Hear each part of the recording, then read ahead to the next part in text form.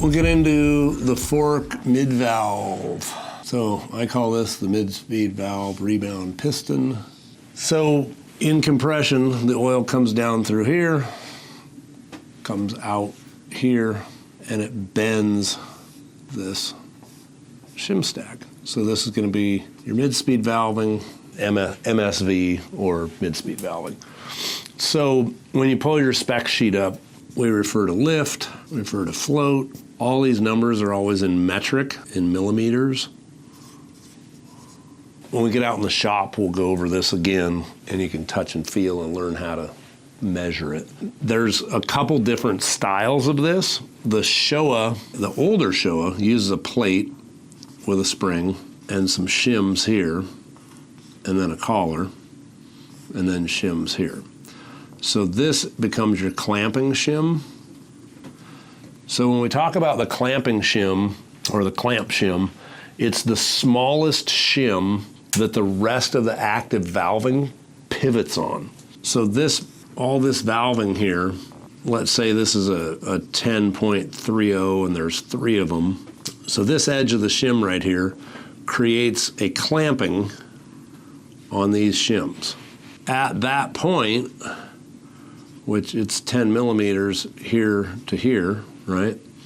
This becomes where the top shim begins to bend,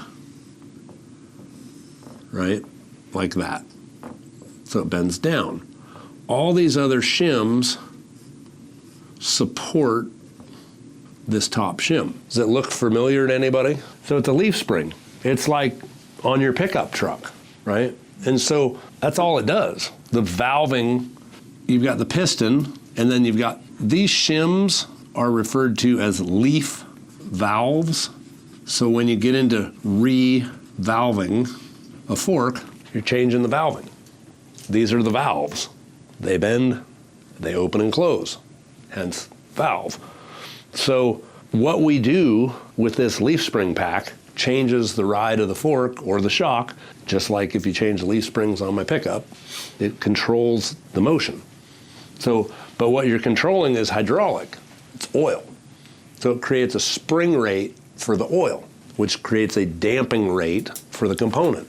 The main thing guys get hung up on is figuring out the lift and the float. So on the new Yamaha, it's got a leaf spring mid-valve. So it has a couple of shims here, and they bend like a trampoline, like this, down to a couple of shims here, or maybe for off-road, no shims there. And that has motion down. This is that. Yeah, so this cup here. It pushes it down. So these shims are effectively the coil spring.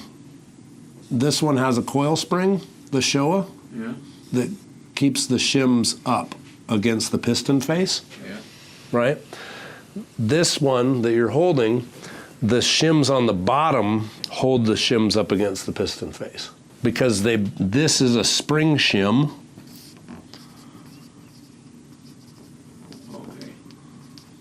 Instead of a coil spring. 13 and then a 12 and then the 20s. Yeah, I never understood why there was one below this one because this is what I call lift. So the amount of distance that this shim travels from here to here is your lift. Okay. Right? The amount of distance that this shim stack moves, and not to this edge. It's just the amount it moves before the shims hit something hard and the shims start to bend is lift. On a spring setup, on a coil spring setup, mid-speed, you don't really get into float because the shims just sit at the piston face with this light little spring and you measure the lift. Now on the lift, you'll put a feeler gauge in here on a Showa or here on a KYB. And the reason why is they go hard stop in a different fashion, because the KYB has like 17.30s here, and then the clamping shim, and then your active valving. And so if you measure here with the feeler gauge, and it's a go, no-go, like doing a set of valves on an engine, and you put the feeler gauge in there, and it'll bend. So if you put the feeler gauge in and it does this, it's not the right measurement. If you put the feeler gauge in and it stays flat, or just starts to move this edge down just a tiny bit, if a .30 goes in and a .35 makes it move down, the lift is .30. That make sense? Yeah. Can I ask a question on, Yeah. like that 1730? I did a Precision Concepts Yamaha, just a service job. Took it apart just to kind of clean it out. Of course, got to looking at it, and they had two 2.11s instead of a .30. What would be the difference in feel going to two softer shim versus one off the base right on top of the cup? We have a 1730. I think it comes stock 1730. Yeah. They put two 1711s. They took. So what they're doing is they're making it like this. If you change these shims on a KYB from a .30, which you're gonna have a tough time bending, Pretty stiff. especially if you stack two of them together, that goes hard mount. So then if you change those to .11s, what you've done is you've made that cup on there an additional amount of lift, Okay. because you've created, now they're spring shims. Right. Right now They're not a hard mount. Correct. Like the Showa or like that style of KYB. Or the new Showa AOS is like this, because they run 19.20 for 3. Okay. Right? 19 on them. And those will bend a tiny bit under huge impact, huge amount of force. But, I mean, it's potato at that point. So the majority of those guys build really soft stuff a lot of times, and so what they're trying to do is increase the amount of lift. So without going, if you didn't have a really big collar to increase the amount of lift, you could increase it by changing those to a spring shim, because they're going to bend down in here. I personally wouldn't do that, because 17's not a long distance from here to here. Right. And that cup is like 1.5 mils deep, and so it's a lot for that little shim to bend that deep. You're going to end up probably damaging the shim eventually. But how would it change the feel of the fork? Well, so you get, same thing, the lift is going to be more. So it's going to be So- softer on the initial. No, it's going to be softer deep Softer deep. in high velocity. Okay. So one thing to know about suspension is this idea of the part of the travel is all horseshit. Everything's hydraulic, so it all is related to force and force over time, right, which is velocity. So you're going to decrease the velocity, or decrease the dampening at higher velocity by increasing the amount of deflection that the valve has more deflection. So go back to the pickup truck, an add-a leaf. You take the add-a leaf out, it's soft when you have a big load in the truck. You don't notice it as much until you put a load on it, right? Okay, so your mid-speed, to go from a hard mount to increasing the overall lift by switching it to a spring shim, like what they did on that fork, is going to reduce the load carrying capacity of the mid valve. Right. For lay terms or for pickup terms, right? On a lot of like pre-runners and stuff, they'll run a really shallow cup with a really long collar and a spring and a check valve, right? And this is like 2.5 millimeters. So you can run something like that. Racetech sells a mid-speed kit that they do that for desert or really, slower guys. Like a Precision pre-runner runs, they have a custom piece like this thing posts like 5.5 millimeters long, and the thing just got massive. Well, and that's bitching. When you're riding down in Mexico at 60 miles an hour sitting down and you hit a baby head in the road that you didn't see, And the fork just sucks it up because this thing just blows wide open. No big deal. Now, you could potentially run that down in Guat on some stuff, but then what happens is it doesn't have enough hold up in velocity when you put the weight at it, right? This versus that on your pickup truck. This would be like having a coil spring rear suspension with a really soft coil with a bunch of preload, which is what I just did on the Transit van. The front spring was the stock rate, but increased length, so it had more preload. Well, the the strut is topping out. The front of the truck is doing this, right? So it's the same thing in the front fork with the valving. Think about the bumps you're hitting. And you can tune that, like, so on the Yamaha mid-speed post, you can tune the lift with the shims that go underneath. Like here, they typically run a 13.30 and a 12.25, which will yield you, depending on what your float is at the piston face, 0.30 lift with that, depending on what your float is. So getting back to measuring the lift on the mid-speed.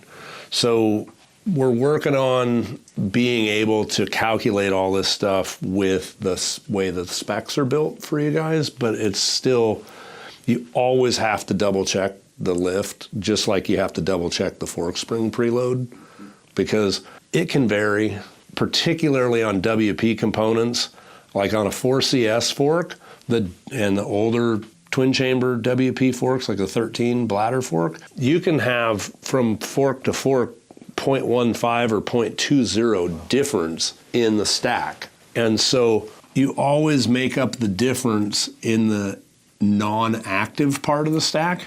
So typically you would have, let's say we're running 20.11 on the face, 18, 16, 14, 10. So this is the active part of the stack, because it bends. It's doing the dampening, right? And there's a bunch of different ways to skin this cat. You see guys using a 2-speed. You can put a step shim up here that holds it open.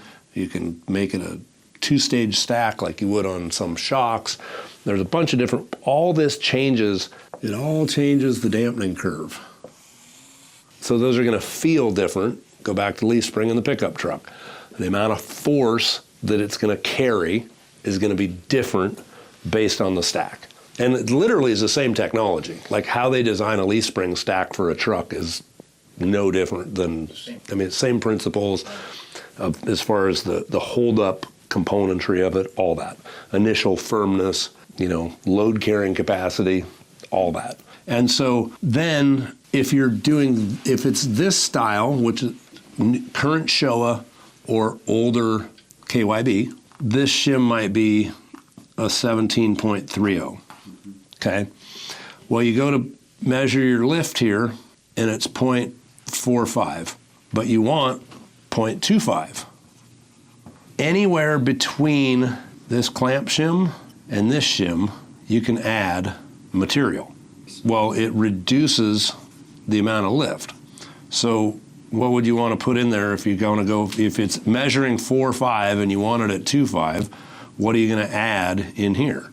So you could run it as long as, so you have this 1030 in there. Any shim, 17 to 10 OD, you can run 0.20 or 2.10. This is current Showa, older KYB, anything with a cup that's using a hard mounted mid-speed. Like the new WP I sent you, use the 18.40 in there. If this was a WP, this would be an 18.40, right? And on some of the air forks, they run a 24.40, right? And a spring, or no spring, or just depends on the setting. But either way, you're measuring the lift. Now, lift is the whole stack movement before it goes hard, where the shims start to bend. Before the shims become active, there's an amount of lift or give or blow in before it starts to bend the shims. The spring shim setup does the same exact thing, but it doesn't use a coil spring underneath here. This shim bends. So this a lot of times has a reverse cone on it, which changes the spring rate. So if you have a really light spring and you hit, it doesn't take a lot to blow it open. So you have that. The concept behind this is that it's more, the initial dampening doesn't go like this. It's more linear with a spring shim because it's like double valving, There's no delay. right? And so it doesn't punch in and then catch the valving, which can give you a hard spot if you're running a lot of valving. So then this is our clamp shim because it's the smallest shim. And then 16, 18, 20, 20, 20. So now, if you want to adjust the lift on this, you would do it here. You're checking the lift at the piston face, and it's go, no go with the feeler gauge. And you put the feeler gauge in, and you can feel it touch the post at 0.30. 0.35 won't go, so you know your lift's 0.30. You want your lift to be 0.20, add a 0.10 down here. Now, but what you wouldn't want to do is put it in the active stack. Now the spring shim becomes active on this. So the only place to really adjust the lift is in here, but between the spring shim and the hard stop, right? Because it's moving this, and it's checked here. Now, float is completely different. Float is this to the piston face. So this whole stack at if I put 0.005 float, that means I want the shims just barely touching the piston face. Don't want them preloaded, which means this stack here isn't preloaded. Now, stock Yamaha is about 135 preloaded. So that means that if you took this shim out, which is a 0.11, this shim would be right at the piston face, right? Which is how we typically run it for off-road or Grand Prix. But for pro motocross, they've been messing with a little bit of preload on the stack to create a little more resistance initially, so you don't have this hook here, and you can actually start to create this with it, which would be a digressive, and this is progressive, and this is linear. Typically, for the type of riding that we're doing for Grand Prix, off-road and different stuff, you want to have a little bit of float in there, so you have that initial little bit of butter, like what you're finding with having a step shim on there, right? So tuning the float is important when you start building that mid-speed stack. And this is where, like I said, the majority of guys get hung up on figuring this out. You got to take the air nozzle, blow all the shims out, make sure the thing's clean, build it right to the spec sheet, and then, like I said, sometimes you end up having to adjust from the spec sheet to get it, the active valving exactly right, but we need to tune the lift and the float. So the float is the amount of play that this whole stack has against the piston face, or preload, if you will. If you need to change the float, you got to change it in the clamping area, because your overall stack height will change. On like a Yamaha, you'll have 10.30 for 3, 11.30 for 2, and a 10.20 for 2, or something like that in this middle region. It's pretty broad. And so if you got to change the float, you can change one of these shims. Like if you've got 0.05 and you want 0.005, you just reduce this and make it a 10.15, and then that'll change the float by 0.05. Now, the float affects the lift because this whole stack height plus this amount of movement is your lift. So you want to get your float set first and then double check your lift second. Because if this thing's all loaded up and you got like 0.25 preload on it, then you got to change that. But when you change that, it's going to change this total number. So it's going to change the amount of lift that you have. So you want to check the float first and then check your lift, especially if you're messing around trying to do some different stuff with it. Because the difference in the float will make a more dramatic feel in your hands, especially initially, than the lift will. Because again, go back to your truck analogy, that spring load, what it supports. Like preload is before loading, right? It's pre. So it's the amount of pressure that the spring has before you even put any load on it. But then your add-a-leaf is going to be once the thing's loaded up. The shims, so the piston sits on this lip right here, or this step, and then all the valving is 8 millimeter ID, and so it moves on there. But when you tighten the nut up, it holds the piston onto this step right here. And then when it goes into compression, it goes that way. When it goes into rebound, it goes that way. Then the oil flows through it, and then it bypasses that hole. That's where the needle sits up in here. And so when you adjust the rebound, if you turn the rebound all the way in, it closes this bleed off. And if you open it all the way up, it opens all the way up.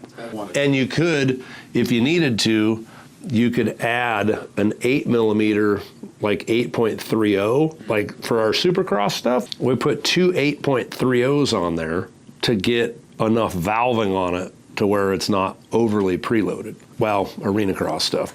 But Supercross stuff, a lot of times will be hard mount, where you run the clamp shim way down here in the bottom. So the cups like this, you'd run like a 12.30 in the bottom, and then 14, 16, 18, 20. So these would all be like 1.5s, and then you'd run a bunch of 1.5s here. But then you have to fill the hole in the piston with some 8.30s, and then you can use a single 8ID, 20.11, to give it just a little tiny bit of, so it's not super crazy preloaded, or you can sand the piston flat. There's a bunch of different ways you can architect this. But so anyway, so this is mid-speed valving. Like the rebound stack's cake. You just build it to the setting and put the nut on. Now, there's one more component to this. There is some tuning. So the shaft comes up. So your rebound valving goes on here, right? Whether it's a shock or a fork, this gets into best practices. The washer needs to encapsulate the step.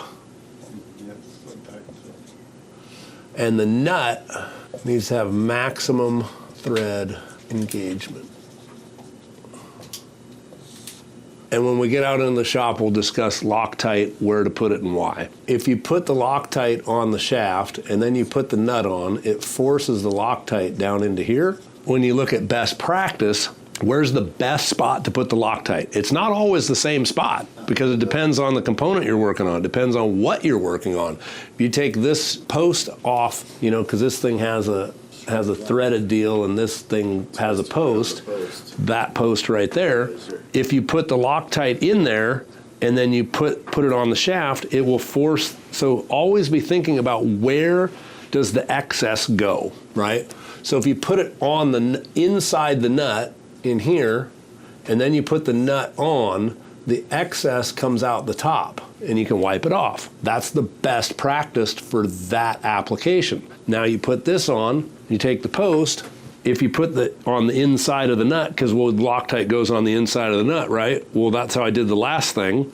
You're not thinking. It pushes the extra up in here, and then the needle is stuck, and the bleed is closed, and your customer's like, oh, my fork just sucks, because it's got no bleed. It's like running it with a rebound shut. Seen it happen. So on this, you would put the Loctite on the shaft, and then put this on, because then it forces the extra to the outside. And you can blow it off with air and a little brake cleaner. So anytime you're using Loctite, always be thinking, where's the extra gonna go? And make sure you put it on in a fashion that it gets the extra out, not in. Always use Loctite brand 263. So your smallest shim is your clamp, right? And it comes down and puts pressure on here. Okay. And then each of these puts pressure down, right? At which controls the curve of this, which ironically looks like the dyno curve. If you bent that all the way down to here, it's gonna look like the dyno curve. This part of the dyno curve is up here because of the force, right? Right. You have to flip it. Right. But on the dyno chart, it prints it like this. But this part here is this part here.